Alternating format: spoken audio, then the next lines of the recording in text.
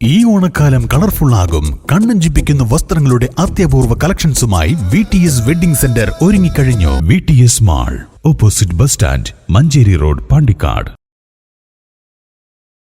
എടപ്പറ്റ ഗ്രാമപഞ്ചായത്ത് 6-ാം വാർഡ് പുന്നക്കൽ ചോലയിലെ സെന്റർ നമ്പർ 77-ാം നമ്പർ അങ്കണവാടിക്ക് സ്വന്തം കെട്ടിടം നിർമ്മിക്കുന്നു. ഗ്രാമപഞ്ചായത്ത് പ്രസിഡന്റ് കെ കബീർ കെട്ടിട നിർമ്മാണത്തിന് കുറ്റിയടിച്ചു. ആദ്യഘട്ട നിർമ്മാണത്തിനായി 8 ലക്ഷം രൂപയാണ് വകയിരുത്തിയിട്ടുള്ളത്. ഏറെ നാളത്തെ കാത്തിരിപ്പിനൊടുവിലാണ് എടപ്പറ്റ ഗ്രാമപഞ്ചായത്ത് 6-ാം വാർഡ് പുന്നക്കൽ ചോലയിൽ സെന്റർ നമ്പർ 77 അമ്പായപ്പറമ്പ് അങ്കണവാടിക്ക് സ്വന്തം കെട്ടിടമാകുന്നത്. പ്രദേശവാസികളുടെ കാലമേറെയായുള്ള ആവശ്യത്തിനാണ് പരിഹാരമാകാൻ പോകുന്നത്. മികച്ച സംവിധാനങ്ങളോടെയുള്ള അങ്കണവാടിയാണ് ഒരുക്കുന്നതെന്നും ഗ്രാമപഞ്ചായത്ത് പ്രസിഡന്റ് കെ കബീർ പറഞ്ഞു.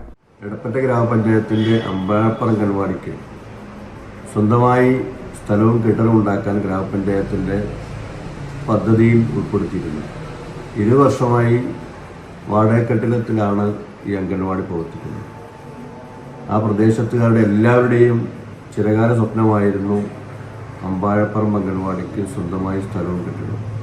ഗ്രാമപഞ്ചായത്ത് തെരഞ്ഞെടുപ്പ് കഴിഞ്ഞ ശേഷം ആ വാർഡിൻ്റെ ജനപ്രതിയായിട്ടുള്ള ചിത്ര പ്രഭാകരൻ അതിനുള്ള തീവ്രയത്ന പരിപാടിയിലായി. അതിൻ്റെ ഭാഗമായി 10 സെൻറ്റ് സ്ഥലം എല്ലാവരുടെയും സഹായത്തോടു കൂടി ഗ്രാമപഞ്ചായത്ത് വിലക്ക് വാങ്ങി.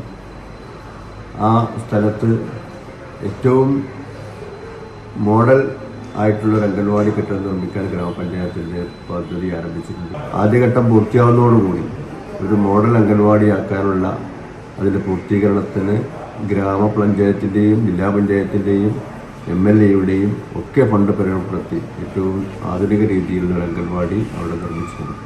പ്രദേശത്തെ കുരുന്നുകൾക്ക് ആദ്യാക്ഷരം പകർന്നുകൊണ്ട് 30-ലധികം വർഷമായി അമ്പായപ്പറമ്പ് അങ്കണവാടി പ്രവർത്തിക്കുന്നുണ്ട്. എന്നാൽ കഴിഞ്ഞ 15 വർഷത്തോളമായി വാടക കെട്ടിടത്തിലാണ് അങ്കണവാടിയുടെ പ്രവർത്തനം. ഇതിനെ തുടർന്നാണ് നാട്ടുകാരുടെയും വാർഡ് മെമ്പറുടെയും പരിശ്രമത്തിനൊടുവിൽ 10 സെൻറ്റ് സ്ഥലം അങ്കണവാടിക്ക് സ്വന്തം കെട്ടിടം നിർമ്മിക്കാനായി വാങ്ങിയത്.